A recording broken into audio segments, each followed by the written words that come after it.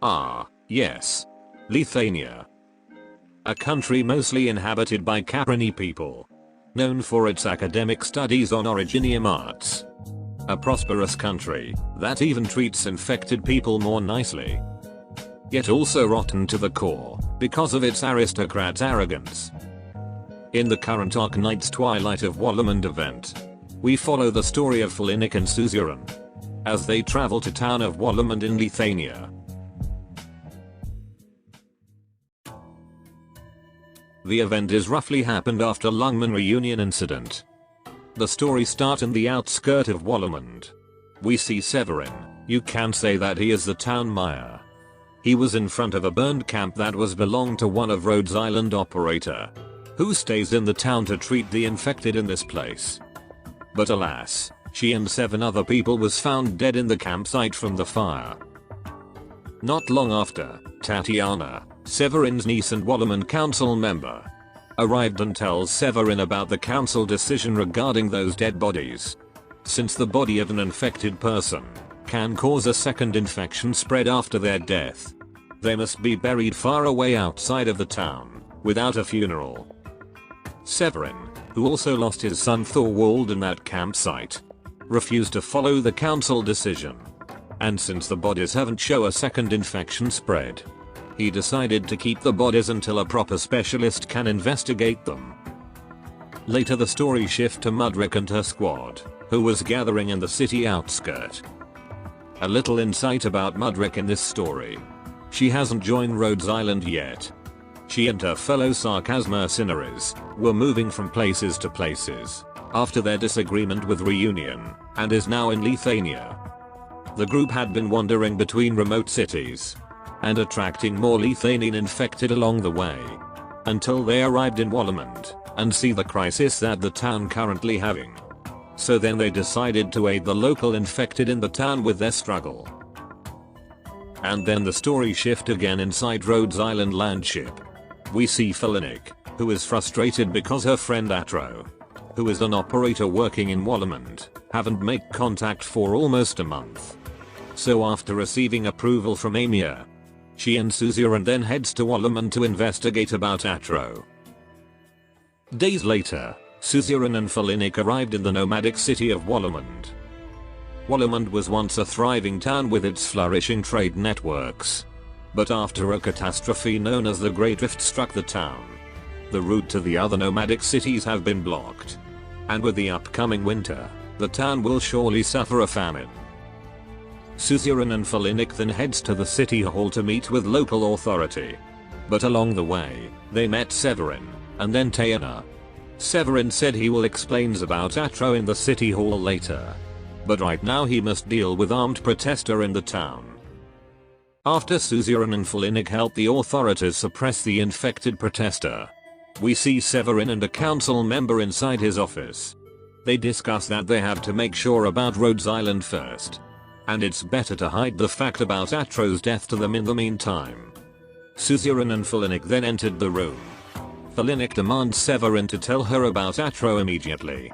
Which the man calmly responds, she disappeared.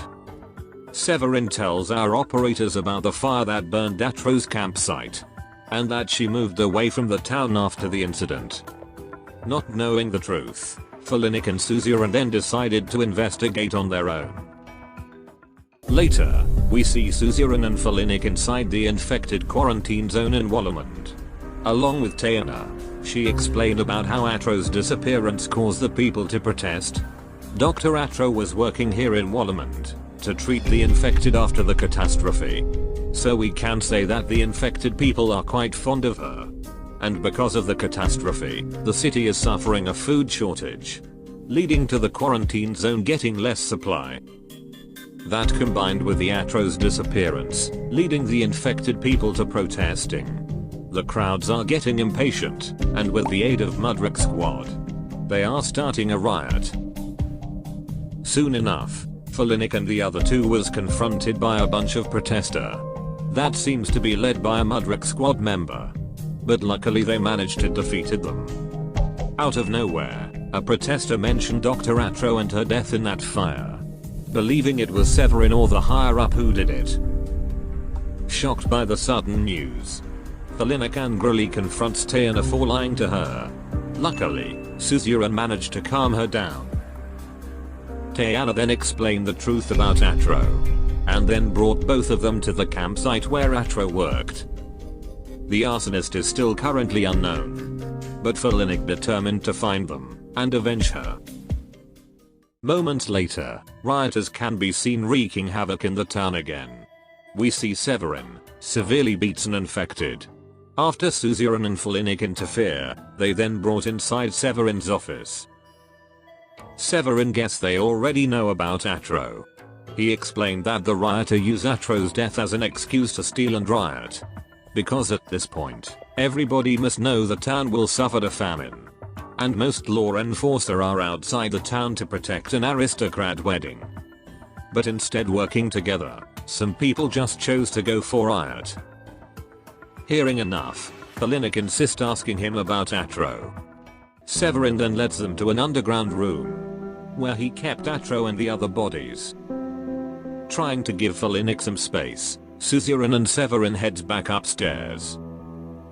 We then see Severin coughing uncontrollably. His sickness is getting worse.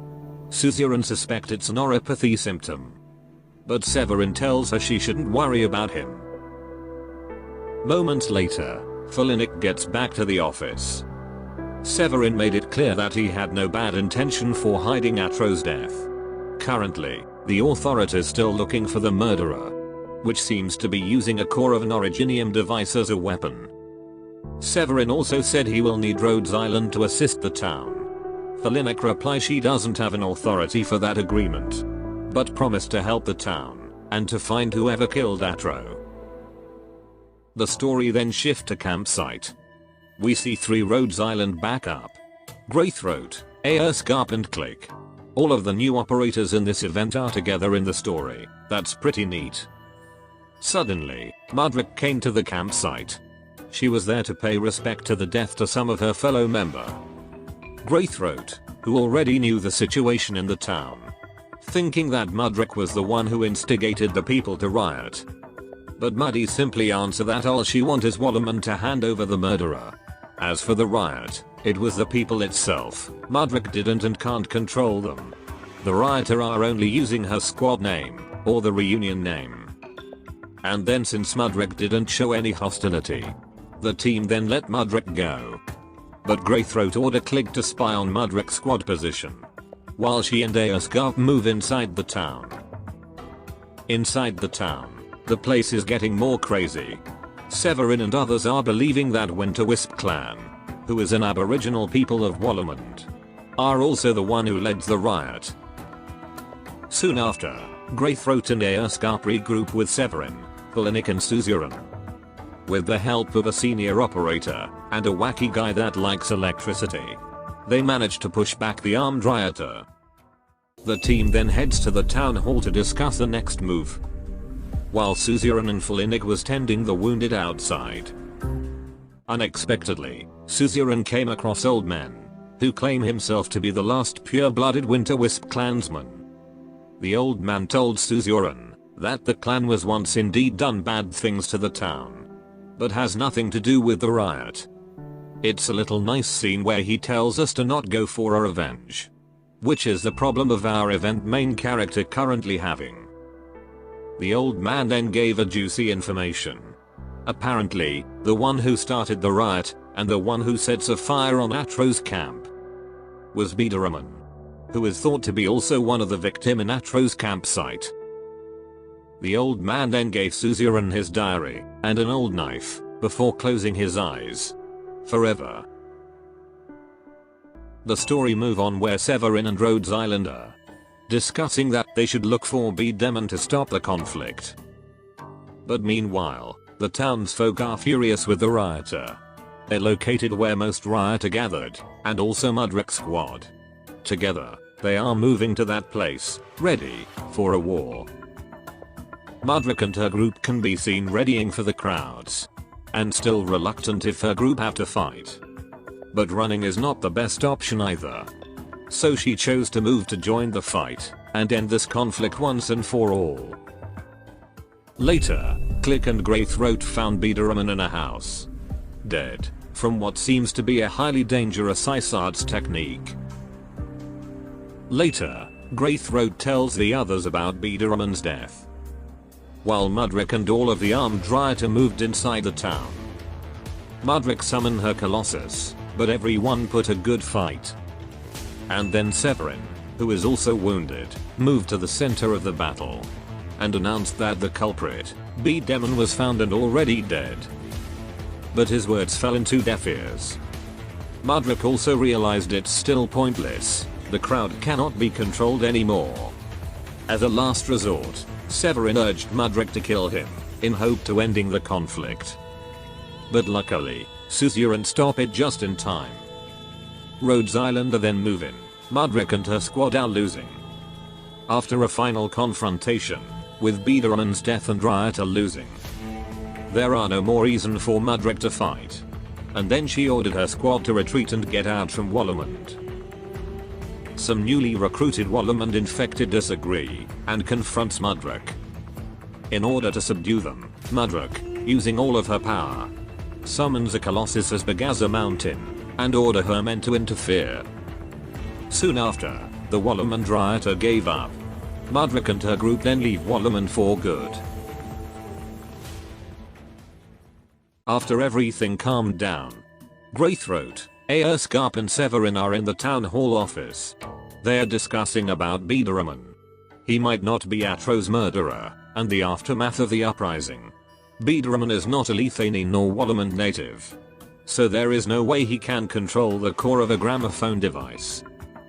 So even at the end, the truth still eludes us. But even with that, Wolumonde crisis have ended. Although they lose so many people, some rioter are held as a prisoner, while some other follow Mudrick. The town will soon gain help from the external sources. The people can return to their daily life. And Rhodes Island will keep sailing towards a brighter future. That's all the story in the main stages, but there's actually a little addition. From this stage, with a lot of twist. We see the story in Biederman's point of view, back before Atro's death. He was a catastrophe messenger, and was blamed for the catastrophe that hits the town, because he made a mistake in his job that led the city move to the wrong direction. In terms of angry, people are angry with him. So Severin decided he should take shelter in the city hall for a while. Days later, Dr. Atro, who seems to know him quite well, breaks down the door and persuade him to come out from his room. And after that, Biederman start working for Atro, and little by little gaining the community trust again. But crisis will soon fall on Wolumonde. Winter is near, there are barely any foods left. And he realized it was also his fault. So one night in his room, he found a contingency contract letter. Contingency contract is still a pretty vague subject to discuss. But to quote Aerscarp, he said that it was merely a platform to set up bounties and goals. Suddenly, Biederman heard someone talking to him from outside of the room. It was Thorwald, Severin's son. Thor tricked Biederman to kill Atro, believing that if she's dead, and the town starting to uprising, it will attract attention to the people from the outside, which will eventually help their town. This is a controversial idea, but sooner or later, Wolumonde will surely fall into a famine.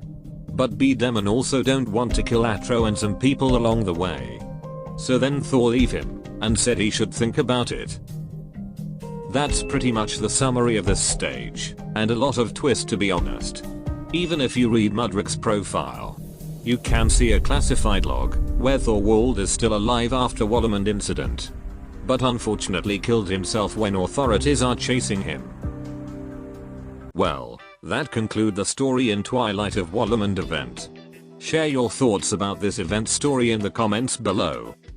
That should be all. Adios.